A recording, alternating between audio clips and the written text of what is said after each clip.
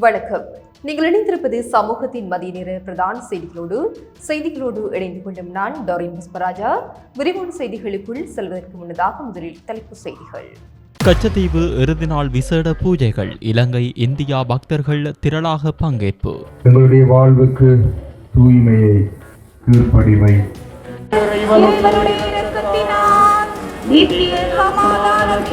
சுரேஷ் சலே கைது. மார்ச் 3 நாடாளுமன்றத்தில் அனல் பறக்கும் விவாதம். இறுதி இலக்கு கோட்டாபயவே என விமல் எச்சரிக்கை. ஏப்ரலில் பொருளாதார வீழ்ச்சி என்பது வெறும் வதந்தி. முதலீட்டாளர்களின் அச்சத்திற்கு ஜனாதிபதி அனுர பதிலடி. மார்ச் 3 போராட்டம் தற்காலிகமாக கைவிடப்பட்டது. கிராம உத்தியோகத்தர்கள் சங்கம் அறிவிப்பு. சுகாதார அமைச்சின் ஆரோக்கியா திட்டத்திலிருந்து விலகுகிறது அரசு மருத்துவ அதிகாரிகள் சங்கம். மார்ச் 2 முதல் தொழிற்சங்க நடவடிக்கை. மாணவர்களுக்கான பாதணி வவுச்சர் செல்லுபடியாக காலம் நீடிப்பு. கல்வி அமைச்சு அறிவிப்பு. இனி நேரடியாக ஐஜிபியிடம் முறைப்பாடு செய்யலாம். ஐஜிபியிடம் சொல்லுங்கள் திட்டம் அதிரடி புதுப்பிப்பு. வெள்ளம்பட்டியவில் வீடு புகுந்து ஒருவர் வெட்டி படுகொலை. போதைப்பொருள் விவகாரமே காரணம் என சந்தேகம். குற்றவாளிகளுக்கு எதிரான சர்வதேச வேட்டை. இலங்கை அழைத்து வரப்பட்ட 43 சந்தேக நபர்கள். நிர்வா சூறாவளி பாதிப்பு. மக்களுக்கு வாடகை வீடுமில்லை, நிதியுமில்லை. வசந்த முதலிகே கடும் சாடல். அவையமது தலைப்பு செய்திகள். இனி தொடர்பான விரிவான செய்திகள். வரலாற்று சிறப்புமிக்க கச்சத்தீவு புனித அந்தோணியார் ஆலயத்தின் வருடாந்த திருவிழா இன்று மிக விமரிசையாக நிறைவு பெற்றது.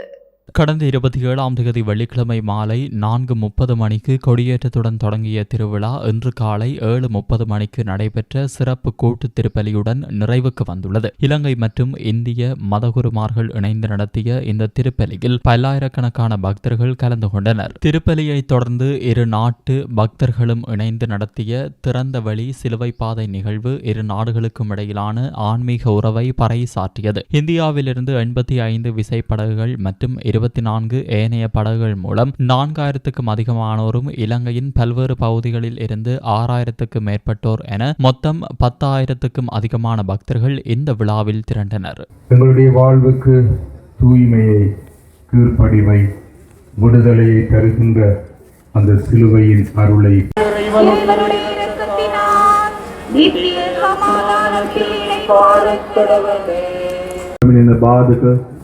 ස්වාමීන් වහන්සේට ඔප්පු කරමින් අපේ දුක ස්වාමීන් වහන්සේගේ දුක් ප්‍රාප්තියට මුසු කරමින් භක්තියෙන් යුතුව මේ தந்தை மகன் தூய ஆவியாரின் பெயராலே ஆமென்.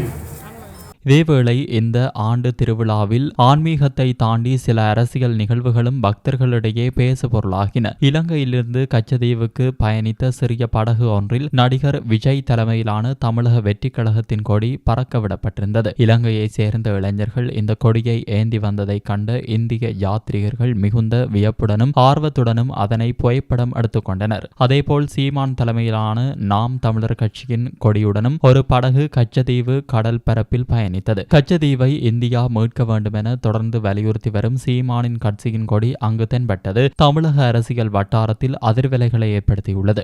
வீட்டி cash and carry VT super ஸ்டோரின் கல்யாணி அன்னபூரணி பிராண்டில் அன்றாட வாழ்க்கையின் அனைத்து பொருட்களையும் ஒரே இடத்தில் பெற்றுக்கொள்ள வீட்டி கேஷ் அண்ட் கரி பாரிஸில் லாட்சப்பல். அரசு புலனாய்வு பிரிவின் முன்னாள் பணிப்பாளர் மேஜர் ஜெனரல் சுரேஷ் சலே கைது செய்யப்பட்ட விவகாரம் இலங்கையின் அரசியல் களத்தில் பெரும் கொந்தளிப்பை ஏற்படுத்தியுள்ளது. இந்த விவகாரம் தொடர்பில் எதிர்வரும் மார்ச் மாதம் 3ஆம் தேதி நாடாளுமன்றத்தில் அனல் பறக்கும் விவாதங்கள் நடைபெறும் என எதிர்பார்க்கப்படுகின்றது. மார்ச் மாதத்திற்கான நாடாளுமன்றத்தின் முதல் வார அமர்வுகள் மார்ச் 3 முதல் 6ஆம் தேதி வரை நடைபெறவுள்ளதாக செயலாளர் நாயகம் குஷானி ரோஹனதீர தெரிவித்தார். சபாநாயகர் யகத் விக்ரமரத்ன தலைமையில் நடைபெற்ற கூட்டத்தில் இதற்கான தீர்மானங்கள் எடுக்கப்பட்டன. சுரேஷ் சலேயின் கைது மற்றும் தற்போதைய அரசியல் நிலவரம் குறித்து சபையில் விசேட விவாதங்கள் இடம்பெற்றுள்ளன. இதில் ஆளும் மற்றும் எதிர்க்கட்சிகளிடையே கடும் மோதல் ஏற்படும் என தெரிகிறது. இதேவேளை தேசிய சுதந்திர முன்னணியின் தலைவர் விமல் வீரவன் சுரேஷ் சலேயின் கைது நடவடிக்கையை வன்மையாக கண்டித்துள்ளார். இந்த கைதின் இறுதி இலக்கு முன்னாள் ஜனாதிபதி கோட்டாபய ராஜபக்ஷவே என்று அவர் பகிரங்கமாக குற்றம் சாட்டியுள்ளார். புலம்பெயர் அமைப்புகளின் தேவைகளை நிறைவேற்றவே இந்த அரசியல் சதி நடப்பதாக அவர் குறிப்பிட்டார். உயிர்த்த ஞாயிறு தாக்குதல் குறித்து முன்கூட்டியே எச்சரித்த அதிகாரியை சிறையில் அடைப்பது வேடிக்கையானது என்றும் கோட்டாபய ராஜபக்ஷ விடுவிக்கப்படும் வரை போராட்டம் தொடரும் என்றும் அவர் எச்சரித்தார். அடுத்து பொதுஜன பெரமுனவின் முன்னாள் எம்பி திஸ்ஸ குட்டியாராய்ச்சி கூறுகிறார். கூறுகையில், மக்கள் விடுதலை முன்னணியின் தேசிய பட்டியலில் இருந்த நபர்களுக்கும் இந்த தாக்குதலுக்கும் தொடர்பு இருப்பதால் அரசாங்கம் உண்மையான விசாரணையை முன்னெடுக்காது என தெரிவித்தார். குண்டுதாரிகளுடன் தொடர்புடையவர்களின் சொத்துக்களை விடுவித்து அவர்களை வெளிநாடு செல்ல அனுமதிக்கும் அரசாங்கம் விசாரணைகளை முடக்கி வருவதாக அவர் சாடினார். மேலும் முன்னாள் அமைச்சர் SP திசாநாயக்க, சுரேஷ் சலே போன்ற திறமையான அதிகாரிகளை கைது செய்வது பாதுகாப்பு படையினரின் மனதைரியத்தை பாதிக்கும் என எச்சரித்தார். சலேயை கைது செய்ததன் மூலம் அரசாங்கம் நற்பெயரை தேட முயன்றால் அது அநீதியானது. இது பாதுகாப்பு துறையின் வீழ்ச்சிக்கு வழிவகுக்கும் என அவர் குறிப்பிட்டார். கர்தினால் ஆண்டகையின் அழுத்தங்களுக்கு பணிந்து அரசாங்கம் இவ்வாறான அவசர முடிவுகளை எடுப்பது பின்னாளில் அரசாங்கத்திற்கே சுனாமியாக திரும்பும் என்று அவர் கூறினார். முன்னாள் MP சம்பத் அத்துகோர்ல கருத்து தெரிவிக்கையில், 16 மாதங்கள் கடந்தும் குண்டு தாக்குதலின் சூத்திரதாரியை கண்டுபிடிக்க முடியாத அரசாங்கம் தற்போது பிரிவினைவாதிகளையும் கத்தோலிக்க மக்களையும் மகிழ்விக்க சுரேஷ் சலேயை பலிகடா ஆக்கியுள்ளதாக தெரிவித்தார். விசாரிக்கப்பட வேண்டிய அதிகாரிகளான ஷானி அபேசேகர மற்றும் ரவி செனவரத்ன ஆகியோரை பயன்படுத்தி இந்த கைது நடந்திருப்பதாகவும் இது இராணுவத்தினரை காட்டிக் கொடுக்கும் செயல் என்றும் அவர் விமர்சித்தார். ஏப்ரல் மாதத்தில் நாட்டின் பொருளாதாரம் சரிவடையும் என கூறி முதலீட்டாளர்களை அச்சப்படுத்த அரசியல்வாதிகள் முயற்சிப்பதாக ஜனாதிபதி அனுரகுமார திசாநாயக்க தெரிவித்துள்ளார். இவ்வாறான போலி பரப்புரைகளை முறியடித்து நாடு ஸ்திரமான பொருளாதார பாதையில் பயணிப்பதாக அவர் உறுதிபட கூறியுள்ளார். அனுராதபுரத்தில் நேற்று நடைபெற்ற ஹிமிகம பூரண அளிப்பு பத்திரம் வழங்கும் தேசிய திட்டத்தின் ஆரம்ப நிகழ்வில் கலந்து கொண்டு உரையாற்றும் போதே அவர் இவ்வாறு தெரிவித்தார். கடந்த ஆண்டிலும் ஒவ்வொரு மாதத்தை குறிப்பிட்டு பொருளாதாரம் வீழும் என பேசினார்கள். ஆனால் இன்று பொருளாதாரம் ஸ்திரப்படுத்தப்பட்டுள்ளது. தற்போது பொருளாதார பயணம் சுமூகமாக உள்ளது. முதலீட்டாளர்களுக்கு இலங்கை மீது நம்பிக்கை அவநம்பிக்கை உள்ள நாட்டில் அவரும் முதலீடு செய்ய மாட்டார்கள் என்பதை அரசியல்வாதிகள் உணர வேண்டும். பொருளாதார நன்மைகள் சாதாரண மக்களையும் சென்றடைய வேண்டும் என அவர் வலியுறுத்தினார். 2009 மற்றும் 2010 ஆண்டுகளில் பணியில் இணைத்துக் கொள்ளப்பட்டு கிராம உத்தியோகர்களால் எதிர்வரும் மார்ச் மாதம் 3ஆம் தேதி நடத்தப்படவிருந்த அமைதி போராட்டம் தற்காலிகமாக இடைநிறுத்தப்பட்டுள்ளது. தங்களின் தர பிரச்சினைகள் தொடர்பாக தீர்வு கோரி பொது நிர்வாக மற்றும் உள்ளூராட்சி அமைச்சின் முன்னால் இந்த போராட்டத்தை நடத்த கிராம உத்தியோகத்தர்கள் திட்டமிட்டிருந்தனர். இந்த நிலையில் அமைச்சின் உயர்மட்ட அதிகாரிகளுக்கும் கிராம உத்தியோகத்தர் சங்க பிரதிநிதிகளுக்கும் இடையில் அண்மையில் விசேட கலந்துரையாடல் ஒன்று இடம்பெற்றது. இதில் 2009-2010 குழுவின் கிராம உத்தியோகத்தர்களுக்கும் பொது நிர்வாக மாகாண சபைகள் மற்றும் உள்ளூராட்சி அமைச்சின் செயலாளர், மேலதிக செயலாளர், நிறுவன பணிப்பாளர் மற்றும் அமைச்சின் அதிகாரிகளும் கலந்து கொண்டனர். இந்த கலந்துரையாடலின் போது 2009-2010 குழுவை சேர்ந்த கிராம உத்தியோகத்தர்களின் தர பிரச்சனைகள் குறித்து விடய பொறுப்பு அமைச்சருடன் கலந்து ஆலோசித்து எதிர்வரும் வாரத்திற்குள் நிலையான தீர்வொன்றை எழுத்துப்பூர்வமாக வழங்குவதாக அமைச்சின் செயலாளர் உறுதியளித்துள்ளார். அமைச்சின் இந்த உறுதிமொழியை ஏற்று மார்ச் 3 போராட்டத்தை தற்காலிகமாக ரத்து செய்வதாக அந்த ஒன்றியத்தின் ஊடக செயலாளர் குமுது வடமுல்ல தெரிவித்தார். எனினும் அவர் ஒரு முக்கிய எச்சரிக்கையையும் விடுத்துள்ளார். எதிர்வரும் வாரத்திற்குள் உரிய தீர்வு கிடைக்காவிட்டால் மார்ச் 3 போராட்டத்திற்கு பதிலாக மார்ச் 16ஆம் தேதி பாரிய எதிர்ப்பு நடவடிக்கை மற்றும் கடுமையான தொழிற்சங்க நடவடிக்கைகளில் ஈடுபட உள்ளோம் என தெரிவித்தார். சுகாதார அமைச்சினால் ஆரம்பிக்கப்பட்டு புதிய செயல் திட்டமான ஆரோக்கியா திட்டத்திலிருந்து மார்ச் மாதம் 2ஆம் தேதி முதல் விலகுவதற்கு மத்திய செயற்குழு ஏகமனதாக தீர்மானித்துள்ளதாக அரசு வைத்திய அதிகாரிகள் சங்கத்தின் உதவி செயலாளர் வைத்தியர் ஹன்சம்மாள் வீரசூரிய தெரிவித்துள்ளார். தமது கோரிக்கைகளுக்கு அரசாங்கத்திடமிருந்து இதுவரையில் சாதகமான பதில் கிடைக்காத காரணத்தினால் தொழிற்சங்க நடவடிக்கையை தொடர்ச்சியாக முன்னெடுக்க உள்ளதாக அவர் மேலும் குறிப்பிட்டார். அத்துடன் நோயாளர்களுடன் இந்த பிரச்சினையை தீர்த்து கொள்ள வேண்டிய அவசியம் தமக்கு இல்லை எனவும் பொதுமக்களுக்கு குறைந்தபட்ச பாதிப்பு ஏற்படும் வகையில் இந்த தொழிற்சங்க நடவடிக்கைகளை முன்னெடுப்பதாகவும் அவர் தெரிவித்தார். தமது சங்கம் இது தொடர்பில் அதிகபட்ச நெகிழ்வுத்தன்மையுடன் செயல்பட்ட போதிலும் அரசாங்கம் தமது கோரிக்கைகள் குறித்து சாதகமான பதிலை வழங்காமை வருத்தத்திற்குரிய விடயமாகும் என வைத்தியர் ஹன்சம்மாள் வீரசூரிய தெரிவித்தார். 2026ஆம் ஆண்டுக்காக தெரிவு செய்யப்பட்டு பாடசாலை மாணவர்களுக்கு வழங்கப்பட்ட பாதணி மோச்சர்களை பயன்படுத்துவதற்கான காலக்கெடுவை நீடிக்க கல்வி அமைச்சு தீர்மானித்துள்ளது. அரசாங்கத்தினால் மாணவர்களுக்கு வழங்கப்பட்ட 3000 ரூபாய் பெறுமதியான இந்த வவுச்சர்கள் முன்னதாக 2026 பிப்ரவரி மாதம் 28ஆம் தேதியுடன் காலாவதியாக இருந்தது. இருப்பினும் மாணவர்களின் நலன் கருதி இந்த காலப்பகுதியை 2026 மார்ச் மாதம் 15ஆம் தேதி வரை நீடிக்க கல்வி அமைச்சு தற்போது நடவடிக்கை எடுத்துள்ளது. இந்த திட்டத்தின் கீழ் தெரிவு செய்யப்பட்ட பாடசாலை மாணவர்கள் அனைவரும் மார்ச் 15ஆம் தேதி வரை தமக்குரிய பாதணிகளை பெற்றுக்கொள்ள முடியும். வவுச்சர்களை இதுவரை பயன்படுத்தாத பெற்றோர்கள் மற்றும் மாணவர்கள் விவசாயிகள் நீடிக்கப்பட்ட இந்த காலப்பகுதிக்குள் அங்கீகரிக்கப்பட்ட விற்பனை நிலையங்களில் அவற்றை சமர்ப்பித்து பாதணிகளை பெற்றுக்கொள்ளுமாறு அறிவுறுத்தப்பட்டுள்ளனர். கொழும்பு வெள்ளம்பட்டி சாதம்பத்தி பகுதியில் நேற்று வீடு புகுந்த இனம் தெரியாத கும்பல் நடத்திய வாள்வெட்டு தாக்குதல்களில் நபர் ஒருவர் கொடூரமாக கொலை செய்யப்பட்டுள்ளார். உயிரிழந்தவர் கிராண்ட்பாஸ் சாதம்பத்தை ஒருகொடவத்தை பகுதியை சேர்ந்தவர் என அடையாளம் காணப்பட்டுள்ளார். இவர் குறித்த வீட்டின் உரிமையாளருடன் தற்காலிகமாக தங்கியிருந்தவர் என ஆரம்பகட்ட விசாரணைகளில் தெரிய வந்துள்ளது. இந்த கொலைக்கான பின்னணியில் போதைப்பொருள் விவகாரம் இருக்கலாம் என போலீசார் பலத்த சந்தேகம் வெளியிட்டுள்ளனர். வீட்டின் உரிமையாளர் தற்போது போதைப்பொருள் கடத்தல் தொடர்பான வழக்கில் விளக்கமறியலில் வைக்கப்பட்டுள்ளார். இதன் காரணமாக போதைப்பொருள் கடத்தல் குழுக்களிடையே நிலவும் நீண்டகால பகை அல்லது பழிவாங்கும் நடவடிக்கையாக இந்த தாக்குதல் நடத்தப்பட்டிருக்கலாம் என நம்பப்படுகிறது. நேற்று வீட்டிற்குள் அத்துமீறி புகுந்த இனந்தெரியாத நபர்கள் அங்கிருந்த நபரை வாளால் வெட்டி தாக்கிவிட்டு தப்பி ஓடியுள்ளார். படுகாயமடைந்த அவர் சம்பவ இடத்திலேயே உயிரிழந்துள்ளார். இந்த சம்பவம் தொடர்பில் போலீசார் மேலதிக விசாரணைகளை முன்னெடுத்து வருவதுடன் தப்பியோடிய சந்தேக நபர்களை கைது செய்வதற்கான தேடுதல் நடவடிக்கைகளை தீவிரப்படுத்தியுள்ளனர். முன்னாள் அமைச்சர்களான மெர்வின் சில்வா மற்றும் பிரசன்ன ரணவீர உள்ளிட்ட குழுவினருக்கு எதிராக கம்பகோவில் நீதிமன்றத்தினால் குற்றப்பத்திரிகை கையளிக்கப்பட்டுள்ளது. அரசாங்கத்திற்கு சொந்தமான காணி ஒன்றை போலி உறுதிப்பத்திரங்களை தயாரித்து விற்பனை செய்ததாக கூறப்படும் சம்பவம் தொடர்பிலேயே இவ்வாறு குற்றப்பத்திரிகை தாக்கல் செய்யப்பட்டுள்ளது. அதற்கமைய தற்போது மேல் நீதிமன்ற பிணையில் விடுவிக்கப்பட்டுள்ள முன்னாள் அமைச்சர்கள் இருவர் உள்ளிட்ட பிரதிவாதிகளுக்கு நேற்று இக்குற்றச்சாட்டுகள் தொடர்பான குற்றப்பத்திரிகைகள் வாசித்து காட்டப்பட்டன. முன்னாள் அமைச்சர்களை தவிர சரத் எதிரிசிங்க, அஜித் மில்ரோய், ஜெயந்த கேப்ரால் மற்றும் நவீன் வீரஹோன் ஆகியோரை இவ்வாறு குற்றப்பத்திரிகை கையளிக்கப்பட்ட ஏனைய பிரதிவாதிகள் ஆவர். இதன்போது அனைத்து பிரதிவாதிகளையும் பிணையில் விடுவித்த கம்பஹா மேல் நீதிமன்ற நீதிபதி நயனா செனவிரட்ன வழக்கை மீண்டும் மார்ச் மாதம் 27ஆம் தேதி வரை ஒத்திவைக்க உத்தரவிட்டார். இலங்கை போலீசாரால் நடைமுறைப்படுத்தப்பட்டு வரும் ஐஜிபியிடம் சொல்லுங்கள் எனும் விசேட திட்டம் தற்போது நவீனமயப்படுத்தப்பட்டுள்ளது. இதன் மூலம் உள்நாட்டில் உள்ளவர்கள் மட்டுமின்றி வெளிநாடுகளில் வசிக்கும் இலங்கையர்களும் நேரடியாக போலீஸ் மா அதிபரிடம் முறைப்பாடுகளை சமர்ப்பிக்க முடியும் என போலீஸ் தலைமையகம் தெரிவித்துள்ளது. பொதுமக்கள் தங்களின் வசதிக்கேற்ப தமிழ், சிங்களம், ஆங்கிலம் என 3 மொழிகளிலும் தகவல்களை வழங்கலாம். இதன் மூலம் உள்நாட்டிலும் வெளிநாட்டிலும் ஒழுங்கமைக்கப்பட்ட குற்றம் மற்றும் போதைப் பொருள் கடத்தலில் ஈடுபட்டுள்ள நபர்கள் பற்றிய தகவல்களையும், குற்றங்கள், பல்வேறு முறைப்பாடுகள், போக்குவரத்து மீறல்கள், பொதுமக்களுக்கு துன்புறுத்தல் மற்றும் ஊழல் பற்றிய தகவல்களையும் பொதுமக்கள் நேரடியாக ஐஜிபி தெரிவிக்கலாம். www.police.lk என்ற போலீஸ் வலைத்தளத்தை அணுகி https://telligp.police.lk என்ற மின் சேவையை அணுகி teligp@police.gov.lk என்ற மின்னஞ்சல் முகவரி மூலம் இந்த சேவைக்கு முறைப்பாடுகள் அல்லது தகவல்களை அனுப்புவதன் மூலம் பொதுமக்கள் இந்த சேவையை அணுகலாம் என்றும் போலீஸ் தலைமையகம் தெரிவித்துள்ளது. சர்வதேச ரீதியில் தேடப்பட்டு வரும் குற்றவாளிகளை கைது செய்து இலங்கைக்கு கொண்டுவரும் நடவடிக்கைகளில் போலீஸ் திணைக்களம் பாரிய முன்னேற்றத்தை அடைந்துள்ளதாக போலீஸ் ஊடக பேச்சாளர் உதவி போலீஸ் அத்தியட்சர் FU வுட்லர் தெரிவித்துள்ளார்.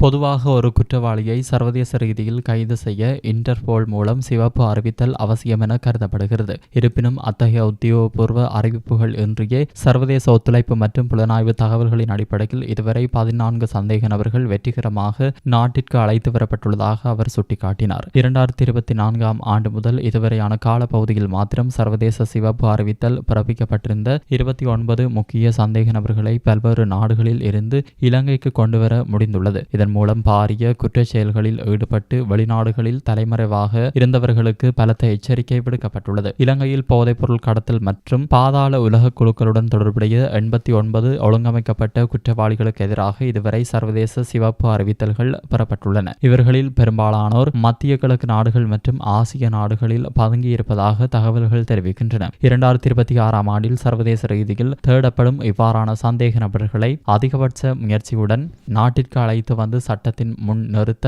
அனைத்து நடவடிக்கைகளும் எடுக்கப்படும் என ஊடக பேச்சாளர் வுட்லர் உறுதியளித்துள்ளார். இலங்கை போலீசார் வெளிநாடுகளில் உள்ள பாதுகாப்பு பிரிவினருடன் நேரடி தொடர்புகளை பேணி வருவதாகவும் குடிவரவு குடியல்வு துறையினருடன் இணைந்து இக்குற்றவாளிகளின் நடமாட்டத்தை கண்காணித்து வருவதாகவும் தெரிவிக்கப்படுகிறது. இலங்கையின் அரசு பல்கலைக்கழகங்களில் பயின்று பட்டம் பெறும் மாணவர்களில் 50% அதிகமானோர் நாட்டை விட்டு நிரந்தரமாக வெளியேறுவதாக பேராதனை பல்கலைக்கழகத்தின் புதிய ஆய்வு ஒன்று எச்சரிக்கை விடுத்துள்ளது. அரசு பல்கலைக்கழக பட்டதாரிகளில் 50% அதிகமானோர் நாட்டை விட்டு நிரந்தரமாக வெளியேறுவதாக அந்த ஆய்வு சுட்டிக்காட்டுகின்றது.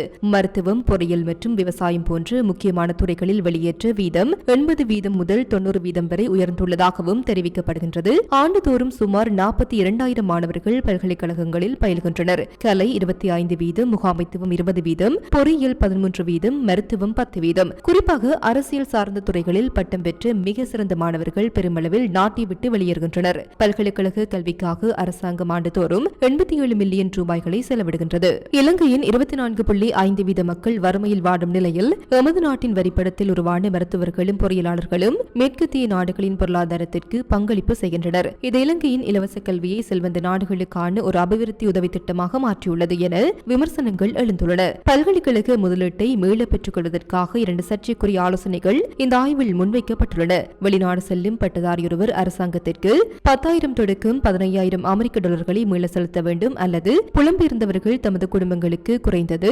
50,000 அமெரிக்க டாலர்களை பணமாக அனுப்ப வேண்டும். எவ்வாறாயினும் இவ்வாறான சட்டங்களை நடைமுறைப்படுத்துவதில் பெரும் சிக்கல்கள் இருப்பதாகவும் அந்த ஆய்வு சுட்டிக்காட்டியுள்ளது. டிட்வா சூறாவளியால் பாதிக்கப்பட்டு வீடுகளை இழந்து மலையக மக்களுக்கு அரசாங்கம் வாக்குறுதி அளித்து எந்தவொரு நிவாரணமும் கிடைக்கவில்லை என சிவில் செயல்பாட்டாளர் வசந்த முதலிக்கே குற்றம் சுமத்தியுள்ளார்.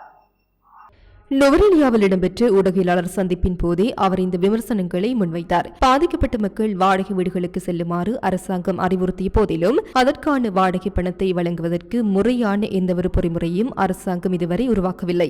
1 கோடி ரூபாய் அல்லது 50 லட்சம் ரூபாய் நிதியுதவியில் வீடு கட்டியவர்களோ அல்லது நிலம் வாங்கியவர்களோ மலையகத்தில் இதுவரை எவரும் இல்லை என அவர் சுட்டிக்காட்டினார். பாதிக்கப்பட்ட மக்களின் அடிப்படை தேவைகளையோ அல்லது மாணவர்களின் கல்வி பிரச்சினைகளையோ தீர்க்க நடவடிக்கை எடுக்காமல் ரதல்ல பகுதிக்கு வருகை தந்து ஜனாதிபதி வெறும் ஊடக நிகழ்ச்சியை நடத்தி சென்றுள்ளதாக அவர் சாடினார். மலையக மக்கள் எதிர்நோக்கும் இந்த பாரிய நெருக்கடி குறித்து நாடாளுமன்றத்தில் இருக்கும் எதிர்க்கட்சிகள் குரல் கொடுக்க தவறிவிட்டதாக வசந்த முதலிக்கே தெரிவித்தார். எதிர்க்கட்சிகளுக்கு மக்களின் உண்மையான பிரச்சினைகளை விட பிரதமரின் ஆடை, ஜனாதிபதியின் சட்டை பொத்தான் மற்றும் அவர்களுக்கு ஆங்கிலம் பேச தெரியுமா இல்லையா என்பது மட்டுமே பெரிய பிரச்சனையாக உள்ளது என அவர் கிண்டலாக குறிப்பிட்டார். பாதிக்கப்பட்ட மக்களுக்கு வெறும் வாக்குறுதிகளை மட்டும் வழங்காமல் ஒரு அரசாங்கமாக அவர்களுக்குரிய நிலையான தீர்வை உடனடியாக வழங்க வேண்டும் என அவர் வலியுறுத்தினார். மலையகத்தில் இன்னும் எதுவுமே அறியாத நிலையில் பல குடும்பங்கள் தவித்து வருவதாகவும் அவர் கவலை வெளியிட்டார்.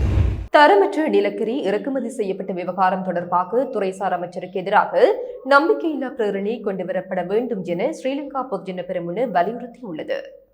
அனுராதபுரத்தில் நேற்று நடைபெற்ற நிகழ்வொன்றின் பின்னர் ஊடகங்களிடம் கருத்து தெரிவிக்கையிலேயே அக்கட்சியின் முன்னாள் நாடாளுமன்ற உறுப்பினர் திஸ்ஸகுட்டி ராட்சி இதனை தெரிவித்தார். அங்கு அவர் மேலும் கூறுகையில், தரமற்ற நிலக்கரி இறக்குமதி விவகாரத்தில் பொறுப்பு கூற வேண்டிய துறைசார் அமைச்சருக்கு எதிராக நாடாளுமன்றத்தில் நம்பிக்கையில்லா பிரேரணை கொண்டுவரப்பட வேண்டும். அத்தகைய பிரேரணை முன்வைக்கப்படும் போது அதற்கு ஆதரவாக வாக்களிக்க வேண்டும் என்பதே எமது கட்சியின் முடிவாக இருக்கும். தற்போதைய அரசிடம் நாடாளுமன்றத்தில் 159 ஆசனங்கள் இருப்பதால் இந்த நம்பிக்கையில்லா பிரேரணை தோற்கடிக்கப்படலாம். ஆனால் நாடாளுமன்றத்தில் வெற்றி பெற்றாலும் மக்கள் மத்தியில் இந்த அரசு ஏற்கனவே நம்பிக்கை இழந்துவிட்டது. மாகாண சபை தேர்தல் நடத்தப்பட்டால் மக்களின் இந்த அதிருப்தி தெளிவாக புலனாகும். எனவே அரசு தேர்தலை ஒத்திவைக்காமல் உடனடியாக அதனை நடத்த முன்வர வேண்டும் என்றார். நோன்பு காலத்தை முன்னிட்டு உணவகங்கள், வீதியோர கடைகளில் விசேட பரிசோதனை தொடர்ச்சியாக மேற்கொள்ளப்பட்டு வருகின்றன. பொதுமக்களின் தொடர்ச்சியான முறைப்பாடுகள் கிடைக்கப்பட்டதை தொடர்ந்து நேற்று மாலை கல்முனை சுகாதார சேவைகள் பணிப்பாளர் வைத்தியர் சகிலா இஸ்ததீனின் பணிப்புரைக்கு அமைய சாய்ந்தமருது சுகாதார வைத்திய அதிகாரி வைத்தியர் ஜே மதனின் வழிகாட்டுதலின் கீழ் வீதியோர கடைகள், உணவகங்களில் விசேட சுகாதார பரிசோதனைகள் மேற்கொள்ளப்பட்டன. இதன்போது உணவுப் பொருட்களின் தரம், சேமிப்பு முறை, சுற்றுப்புற தூய்மை, பணியாளர்களின் தனிநபர் சுகாதாரம், சமையலறைகள் உள்ளிட்ட அம்சங்கள் விரிவாக ஆய்வு செய்யப்பட்டது. கடந்த காலங்களிலும் இவ்வாறான விசேட சோதனை நடவடிக்கை சுற்றி வளைப்பு மேற்கொள்ளப்பட்டு சட்ட நடவடிக்கைகள் எடுக்கப்பட்டமை சுட்டிக்காட்டத்தக்கது. இது தவிர மனித பாவனைக்கு உதவாத தரமற்ற பொருட்களை விற்பனை செய்பவர்களுக்கு எதிராக அதிகபட்ச நடவடிக்கை எடுப்பதற்கு சாய்ந்தமருது சுகாதார வைத்திய அதிகாரி நடவடிக்கை மேற்கொண்டுள்ளார். இனப்பிரச்சினைக்கு நிலையானதொரு மாற்றுத் தீர்வை கண்டுபிடிக்கும் வரை மாகாண சபை முறைமை நீக்கப்படாது என மக்கள் விடுதலை முன்னணியின் பொதுச் செயலாளர் ட்ரில்வின் சில்வா தெரிவித்தார்.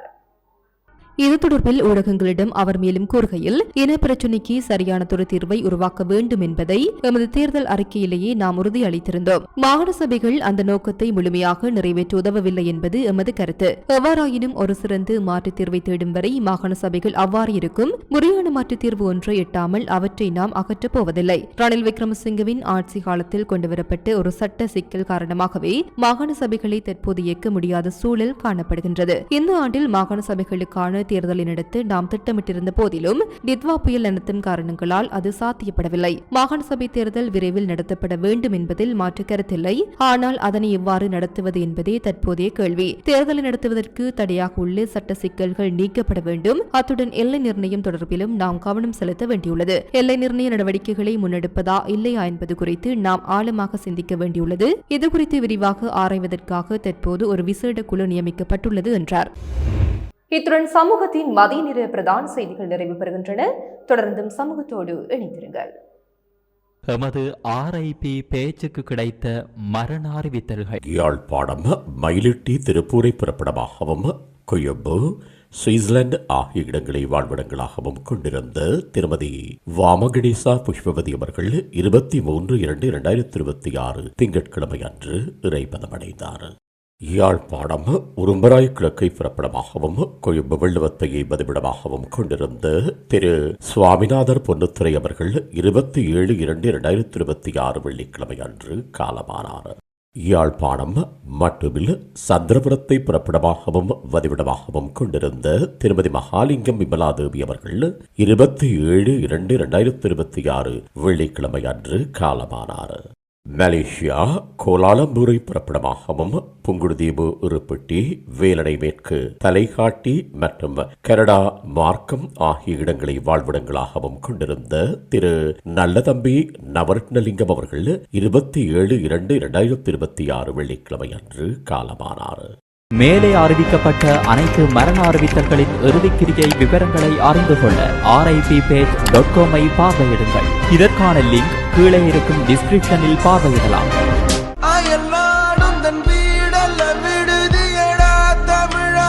தாய் மண்ணிலும் ஒரு சொந்த இல்லம். அக்கனவு நனவாக இலங்கையில் மனைவிற்பனை மற்றும் நிர்மாணத்துறையில் முதன்மை நிறுவனமான ப்ளூ ஓஷனை நாடுங்கள். கேந்திர முக்கியத்துவம் வாய்ந்த இடங்களில் 1110க்கும் மேற்பட்ட அதிநவீன சொகுசு மாடி குடியிருப்புகள். நீங்களும் முதலீடு செய்ய வேண்டுமா? குறிப்பிடப்பட்டுள்ள இலக்கங்களுக்கு இன்றே தொடர்புகளை மேற்கொள்ளவும். இது போன்ற செய்திகளை தெரிந்து கொள்ள சமூகம் நியூஸ் சேனலை சப்ஸ்கிரைப் செய்து அருகில் உள்ள பெல் பட்டனை கிளிக் செய்யுங்கள். மேலும் இது போன்ற செய்திகளை உடனுக்குடன் தெரிந்து கொள்ள சமூகமீடியா.com என்ற இணையதளத்தின் வாயிலாகவும் எங்களுடன் இணைந்திருங்கள்.